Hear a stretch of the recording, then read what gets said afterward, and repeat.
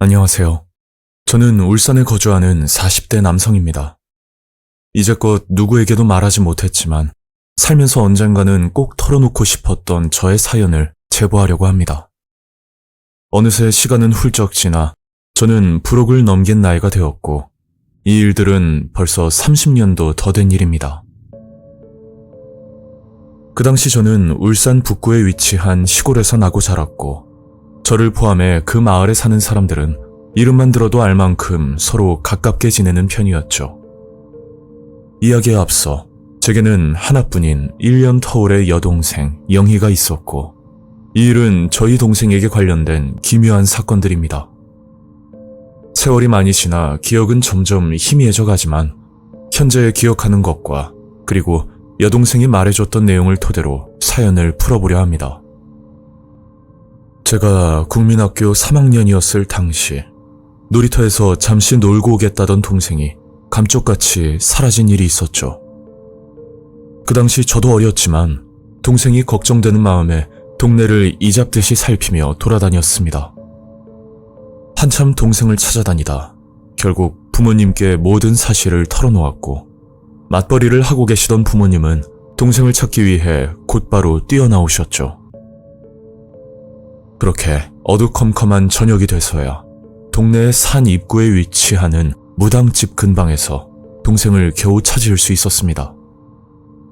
발견 당시 여동생은 무당집 대문 앞에서 눈을 감은 채로 냄새를 맡고 있었다고 하더라고요. 동생은 부모님 손에 이끌려 집으로 들어왔고 저를 보자마자 이런 말을 하는 겁니다. 놀이터에서 놀고 있는데 어디서 자꾸 좋은 냄새가 나서 따라가 보니까 길을 잃었나 봐. 근데 아무것도 기억이 안 나. 제게 말했던 대로 동생은 놀이터에서 그네를 타고 있었는데 어딘가에서 좋은 향기가 났고 그 향기를 따라 걷다 보니 어느새 무당집 앞으로 가게 되었던 거죠. 그런데 한 가지 의문인 건 해가 지도록 그 무당집 앞에서 뭘 하고 있었는지 전혀 기억하는 바가 없었답니다. 그 사건이 있고 나서 동생에게는 과학적으로 설명하기 어려운 일들이 일어나기 시작했는데 처음에는 단순 우연의 일치라고만 생각하고 지냈습니다. 한날은 제가 인적이 드문 곳에서 자전거를 타고 다니다 갑자기 지나가는 트럭 소리에 놀라 핸들을 잘못 꺾은 적이 있었죠. 핸들을 갑자기 꺾는 바람에 저는 도랑 아래로 굴러 떨어지게 되었고 그 당시 한동안 비가 오지 않아 도랑의 바닥은 훤히 드러나 있던 상황이었습니다.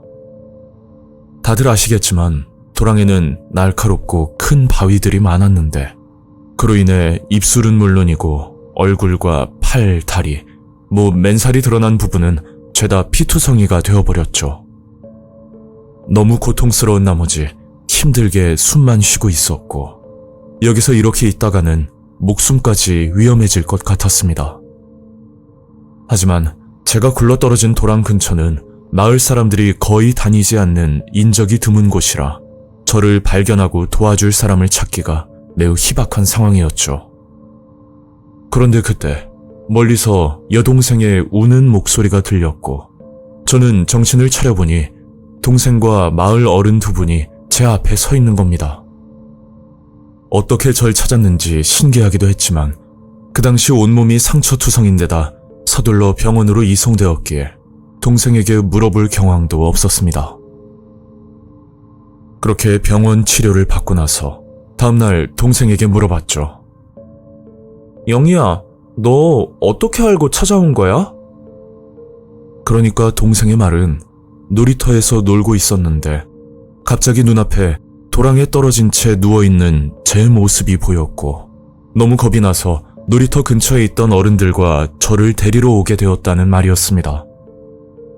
그때까지만 해도 단순 우연이라 생각하고 넘겼지만 제가 국민학교에서 초등학교로 이름이 바뀌던 시점에 정말 섬뜩한 경험을 하게 됩니다.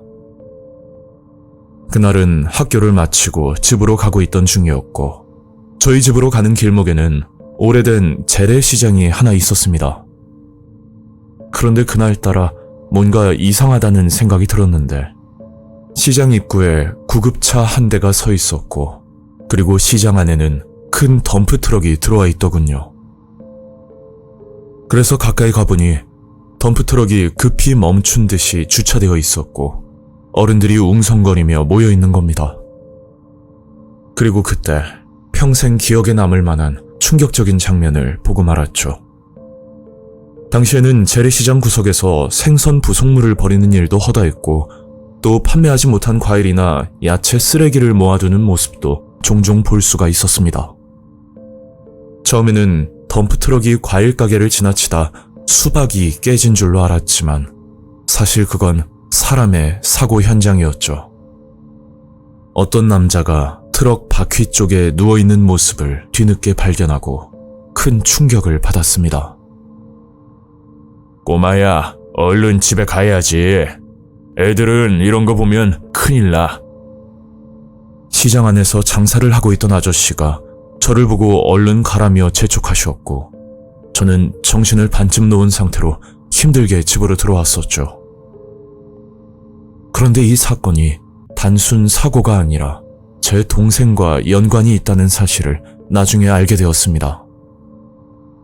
그게 트럭 사고로 돌아가신 분은 제가 다니던 학교의 선생님이었는데, 체벌이 굉장히 심해 무섭기로 소문난 그런 선생님이었죠. 한날은 그 선생님이 동생의 친구에게 몹쓸 짓을 했고, 그 모습을 동생이 본 뒤로부터 사람이 안 보이는 창고로 가서 수돗물을 받아 기도를 했었답니다. 그 선생님이 잘못되길 바라면서 매일 기도를 했고, 결국 그런 끔찍한 사고가 일어났던 거죠. 동생의 기도 때문에 일어난 사고라고 단정 지을 순 없지만, 어린 나이에 동생이 그런 기도를 하고 있었다는 사실이 믿기지 않으면서 무섭다는 생각까지 들었습니다.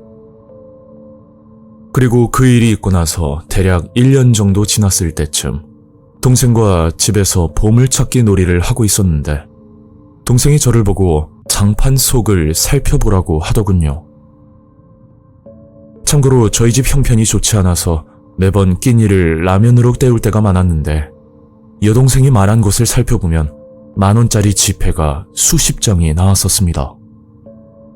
이 돈으로 과자도 사 먹고 오락실도 다니면서 돈을 쓰고 다녔고, 결국 시간이 지나 어머니께 들키고 말았었죠. 너 이 돈 어디서 났어? 똑바로 말 안 해? 저는 있는 그대로 어머니께 말씀드렸고, 어머니는 믿을 수 없다는 표정으로 저를 쳐다보셨습니다.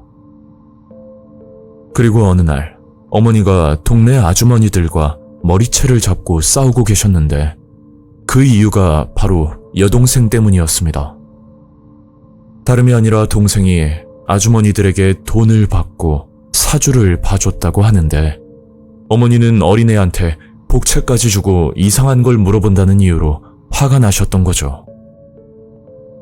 그리고 저희 가족들끼리 사찰을 방문했을 때도 동생이 그곳에서 만난 어떤 아주머니께 개인 가정사에 대해 설명을 했고, 그 아주머니도 동생이 하는 말이 너무 정확해서 깜짝 놀랐던 일이 있었습니다. 그런데 이 모든 것들이 동생의 의지로 하는 것이 아니라 본인도 모르게 말이 나온다는 게 문제였죠. 그렇게 크고 작은 사고들을 경험하며 저와 동생은 성인이 되었고, 저는 개인적인 사정으로 객지에 내려와 직장 생활을 하고 있었습니다. 제가 어릴 때부터 심리적으로 늘 불안감이 존재했었는데, 그런 문제가 원인이 됐던 건지 직장을 다니다 우울증 진단까지 받게 되었죠. 정상적인 판단도 할 수 없을 정도로 힘든 시기였고, 고민 끝에 저는 번개탄과 연탄 난로를 주문했었습니다.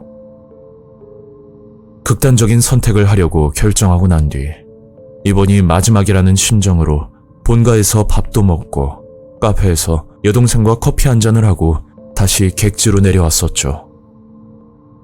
그리고 다음날 번개탄과 연탄 난로를 택배로 받게 되었고, 저는 숙소 옥상으로 올라가 마지막 담배를 태우고 있었는데 그때 동생에게 전화가 걸려오더군요. 오빠, 지금 뭐 해? 아니, 오빠랑 커피숍에 있을 때 오빠 얼굴에 이상한 게 보이더라고. 동생이 해준 이야기를 듣고 이런 선택을 하려고 했던 제 모습이 부끄럽고 창피하기까지 했었습니다. 그게 동생은 어릴 때부터 곧 명이 다할 사람의 얼굴을 보면 이목구비가 뭉개지는 현상이 보였다고 합니다.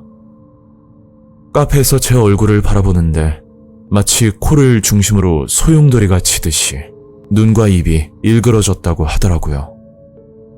동생은 그 모습을 보고 제가 걱정이 돼서 전화를 했었다는데 저는 아무 말도 할 수가 없었죠.